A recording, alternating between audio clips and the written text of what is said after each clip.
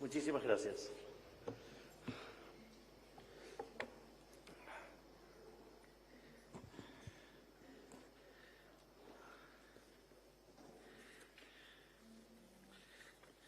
Seguro que después de la forma en la que saludé a Federico, seguro que algún perisobre va a decir que le acabo de pedir la renuncia. Nada, son los chistes con nuestro periodismo tan sucio. Bueno, buenas noches a todos. Ante todo, quiero expresar mis condolencias a la familia de Miguel Uribe Turbay, senador y precandidato a presidente de Colombia, asesinado por defender las ideas de la libertad en su país natal. Episodios como ese nos recuerdan la verdadera naturaleza de nuestra batalla y todo lo que está en juego. Es un honor presentarme ante todos ustedes. Me llena de orgullo recibir el premio Freedom Torch, particularmente porque he hecho de la defensa de la libertad la causa de mi vida. Quiero agradecer a Liberty International por este premio y, por supuesto, también a todos ustedes por su presencia y también a mi queridísimo amigo José Luis Cordeiro, que tenemos una hermosa historia en común cuando lo conocí allá en una reunión del WEF en Lima y a partir de ahí nos hicimos grandes amigos. Ni que hablar de lo impresionante de que cuando hizo su presentación en Libertad y Progreso, que básicamente arranca con un video del especial Vida Eterna y el corto, digamos, que anuncia el especial, básicamente termina con una frase de José Luis Cordeiro que dice: nosotros vamos a ver la muerte de la muerte. Así es que, digamos, para mí es muy inspirador también que esté un amigo como José Luis.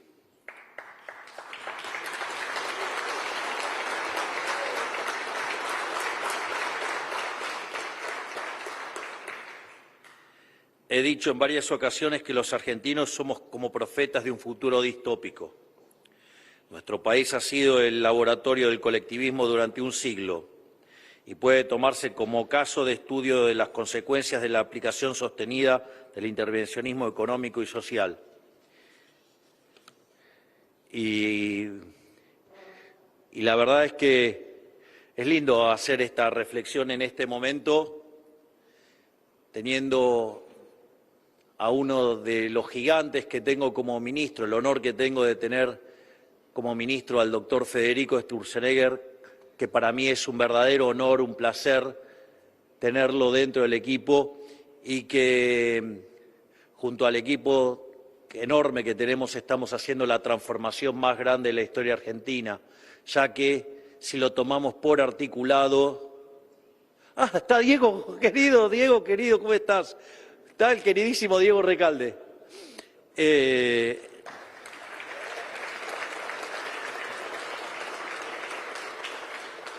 Y si tomamos todas las reformas, mirándolo por articulado, son 8.000 reformas estructurales. Por lo tanto, somos el gobierno más reformista de la historia argentina y eso es gracias al coloso Federico Sturzenegger.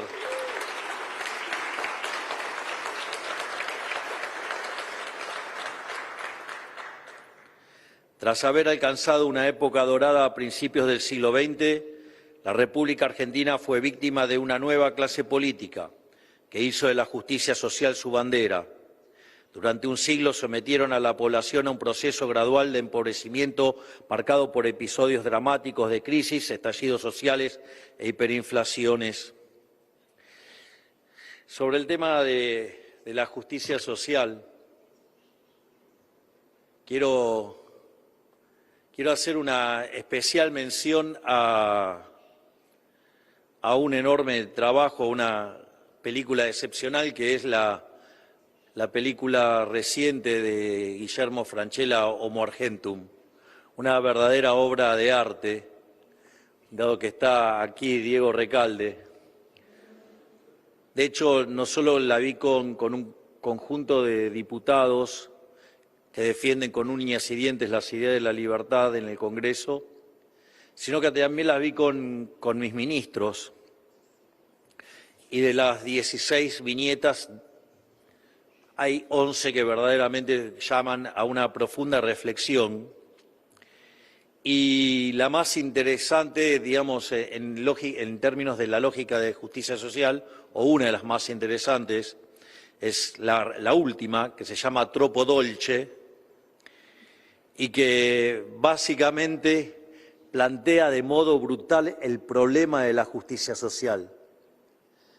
La familia italiana a la cual, digamos, Fabio Muscarella va a ver para conocerla, son pobres y él tenía una constructora.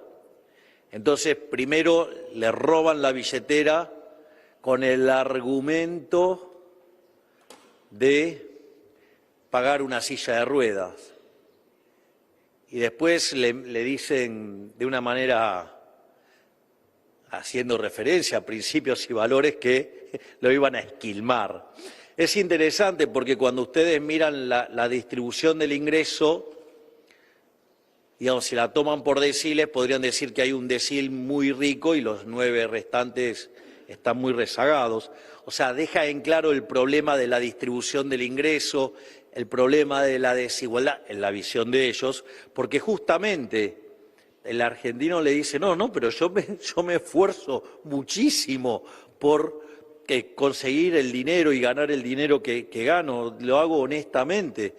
Y ellos le dicen, no, bueno, pero vos sos rico, nosotros somos pobres y nos tenés que dar la plata. Y lo hacen de una manera, muchos contra uno, lo que llamaría Hayek, digamos, la tiranía de las mayorías, vendría a ser una suerte de tiranía de las mayorías. Es como el chiste ese, se juntan 4 lobos y una gallina a votar qué se cena hoy a la noche. Marche la gallina. O sea, la democracia ilimitada, es la reflexión estricta de Hayek. Y ustedes ven ahí la violencia que ejercen sobre el dueño de una constructora para robarle todo el dinero y bueno, y termina huyendo. Y eso pone muy violento a los cucas, porque muchas de estas viñetas lo que muestran es a los argentinos de bien, por un lado, los que se ganan el pan con el fruto de su trabajo, y a los delincuentes que en algunos casos, digamos, usan al Estado para ejecutar esa acción violenta, pero está claro que deja en claro que la justicia social es un robo, es un trato desigual frente a la ley. Es decir, la justicia social es injusta, es criminal y obviamente que en términos dinámicos es perverso, porque si se van los productivos y se quedan solamente los parásitos, ese lugar, una vez que esquilmó a esa persona, y qué interesante, el troppo dolce, ¿no? Digo, sí, se van a comer los alfajores y una vez que lo liquidaron vuelven a la misma situación miserable. Y obviamente esto, digamos, en términos de batalla cultural es aberrante y horrible para los cucas y por eso están tan violentos y diciendo las aberraciones que dicen. ¿Por qué? Porque la película los expone a lo que son. Y cuando ven que los argentinos de bien son Fabio Muscarella y cuando ve que ellos son el resto de los familiares mafiosos, chorros, delincuentes, que además se hunden en la decadencia, no les gusta. Y en lugar de agarrar y atacar las causas, se enojan con los efectos y por eso están haciendo todas las aberraciones y diciendo todas las aberraciones. Pero ¿qué es lo interesante de esto? Empieza a fluir la batalla cultural y les estamos ganando y los estamos exponiendo y van a sentir vergüenza de ser la basura que son.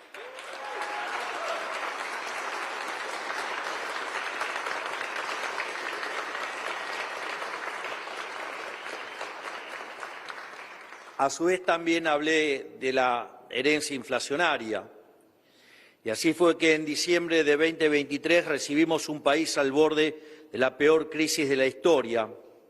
La verdad es que se combinaba El desequilibrio monetario previo al Rodrigazo era el doble, la verdad.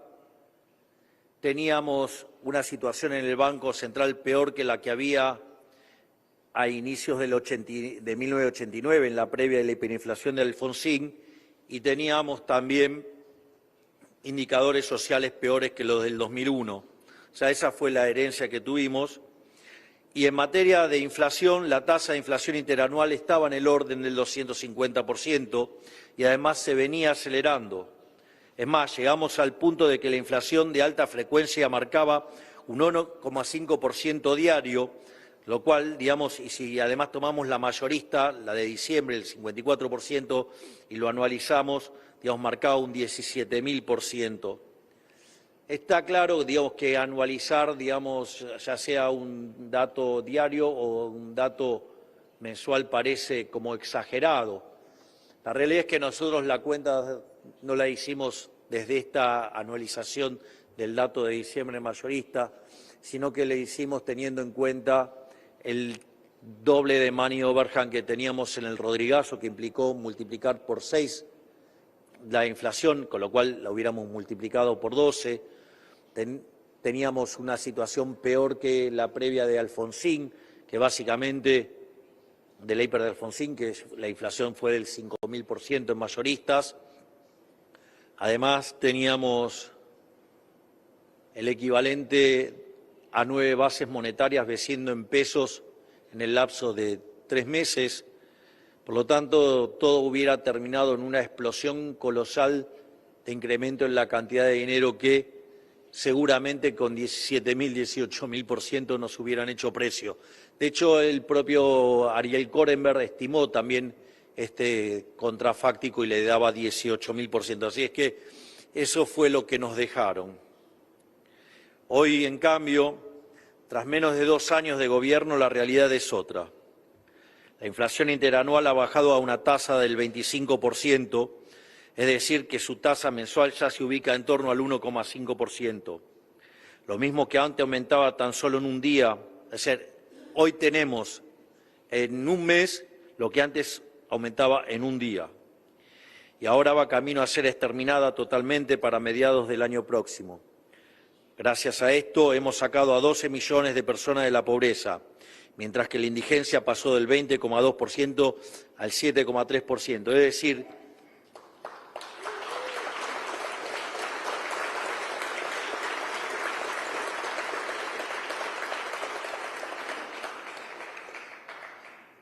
para ponerlo en números, y esos que hablan de la gente no llega a fin de mes, bueno, si la gente no le alcanzaba para comer, hoy hay 6 millones más de argentinos que sí les alcanza para comer, les duela o no les duela a los cucarachos que viven cuestionando todo.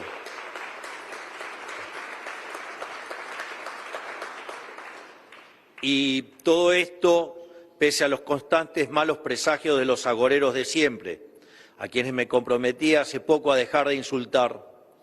Ellos se cansaron de decir que estábamos bajando la inflación a costa de inducir una recesión, cuando en realidad nuestro PBI llevaba 3 trimestres consecutivos al alza, con un crecimiento interanual del 5,8%. Esto también es muy interesante porque primero dijeron que no íbamos a poder bajar la inflación, que iba a quedar estacionada en el 30%.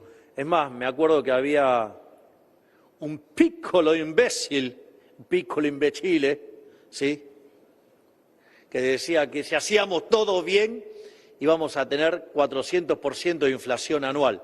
Y además, o sea, todo el tiempo decía que hacíamos todo mal. Así que parece que le pifió por un poquito, el piccolo imbécile. No porque sea poco imbécil, sino porque es chiquitito. Intelectualmente seguro.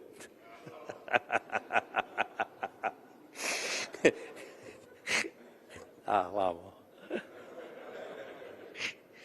Pero al margen de eso, después dijeron que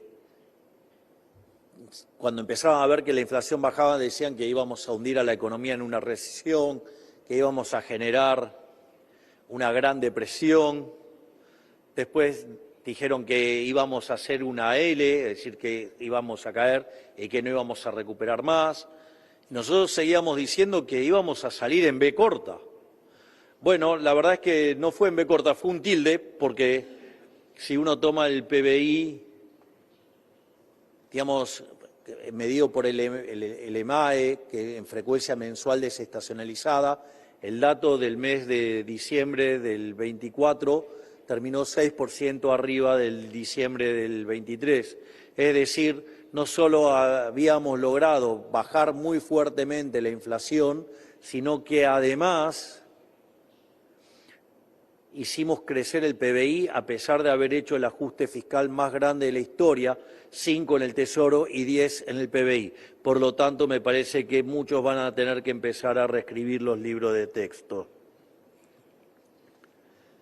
Y eso no solo fue esas puntas, digamos, el primer trimestre se ha expandido casi al 6% la economía, en el segundo lo está haciendo casi al 8%, y todo esto con una baja enorme en la cantidad de pobres e indigentes, continuas mejoras en los salarios reales, la jubilación mínima, digamos, se multiplicó por 4 veces, de pasar de $80 a $320, el salario promedio de la economía pasó de $300 a $1.200 y todavía tienen la cara de criticar lo que en el mundo se llama el milagro económico argentino.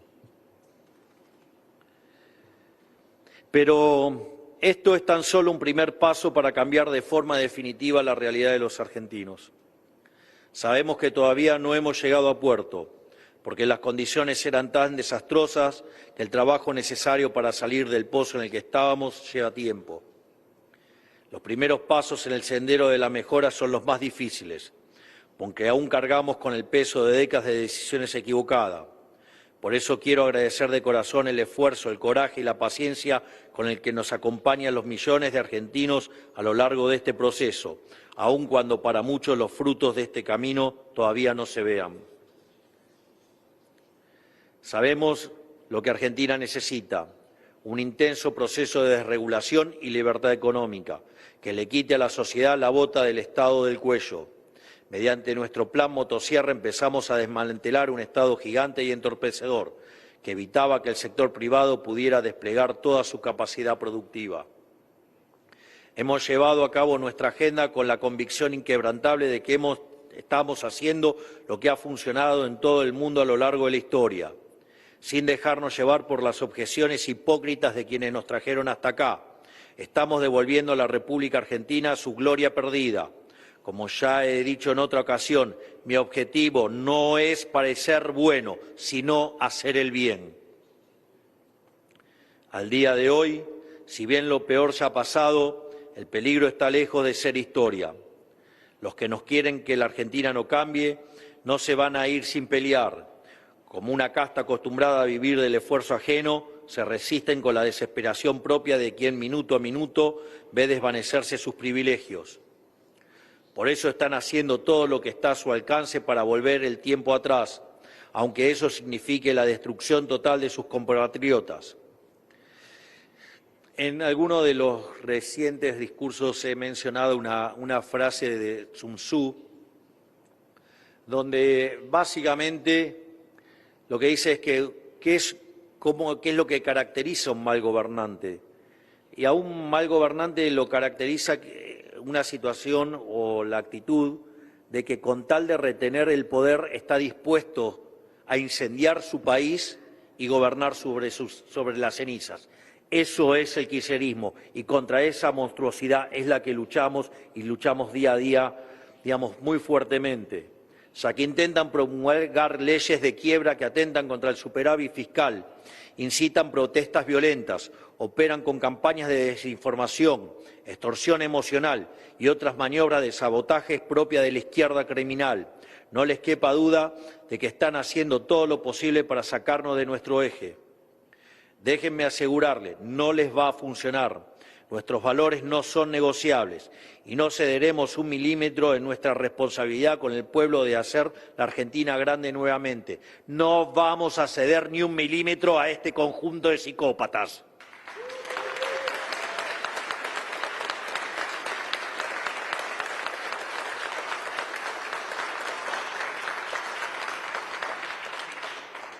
La República Argentina es, por lo tanto, un campo de batalla donde está en juego el futuro de millones de personas y donde se enfrentan dos modelos de país totalmente antagónicos. El primero es el que sufrimos toda nuestra vida, el modelo del Estado presente, encabezado por el kirchnerismo, su peor exponente y principal responsable de la profundización de nuestra decadencia durante las últimas 2 décadas. Un modelo de empobrecimiento y embrutecimiento sistemático que prácticamente deshizo el proceso civilizatorio que le siguió a la sanción de nuestra Constitución liberal. Un modelo que, de continuar, nos habría devuelto a un estado de absoluta barbarie. Un modelo enemigo de la producción que a lo largo y ancho del país asfixia al sector privado con impuestos absurdos. Por ejemplo, cuando la gente huye hacia la seguridad privada, el kirchnerismo pone un impuesto a la instalación de puestos de seguridad privada. En otras palabras, hacen que el Estado penalice al ciudadano por buscar por fuera del sector público la seguridad que éste no le brinda.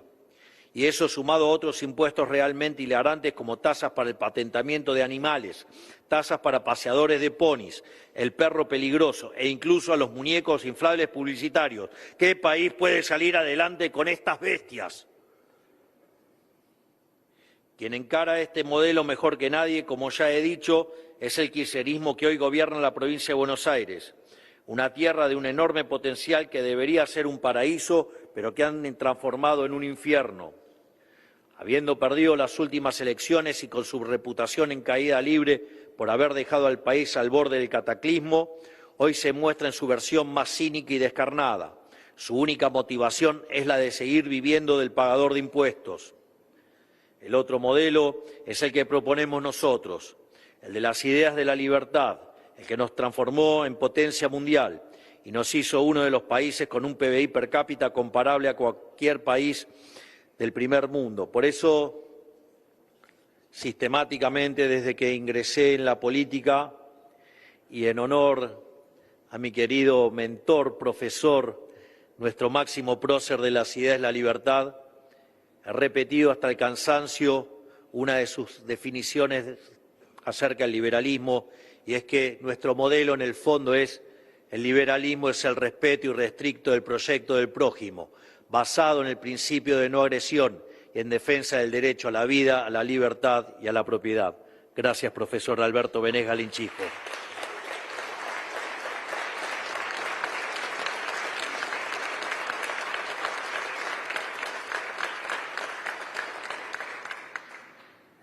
Ese modelo es el que nos erigió como faro cultural en el continente y el que fue la tierra prometida de millones de inmigrantes que, huyendo del hambre y la guerra, encontraron en la República Argentina la oportunidad de un nuevo comienzo. Esto es lo que está en juego en las próximas elecciones. Los bonaerenses tienen la ardua tarea de decidir entre seguir en la senda del progresivo deterioro o decirle que no a la mentira que el kirchnerismo viene vendiendo hace décadas. Este 7 de septiembre invitamos a los bonaerenses a entonar con nosotros un grito de liberación. Venimos a decir, kirchnerismo nunca más, pero esta es tan solo la primera de las batallas que restan en este año. Para las elecciones nacionales debe quedar claro que en la dicotomía entre salir adelante como país y volver al pasado no hay terceras vías, no existe un justo medio entre ambos modelos, porque aprendimos del pasado que cuando optamos por un cambio a medias, el proyecto desbarranca y volvemos a empezar aún peor que antes, con un pueblo aún más desesperanzado y resignado al destino de miseria que ofrece el kirchnerismo. En resumen, todo lo que no implique un compromiso de hierro con la causa de la libertad está irremediablemente condenado al fracaso.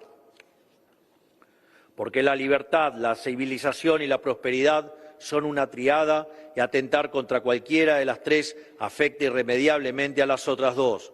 Por eso agradezco profundamente este premio, al cual considero análogo a lo que está haciendo nuestra gestión, que no es más que recoger la antorcha liberadora de nuestros próceres, que nos legaron.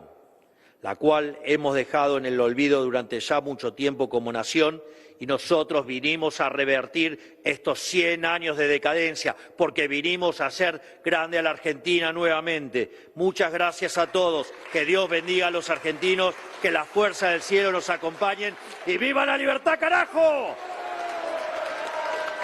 ¡Viva la libertad, carajo! ¡Viva la libertad, carajo! Muchas gracias.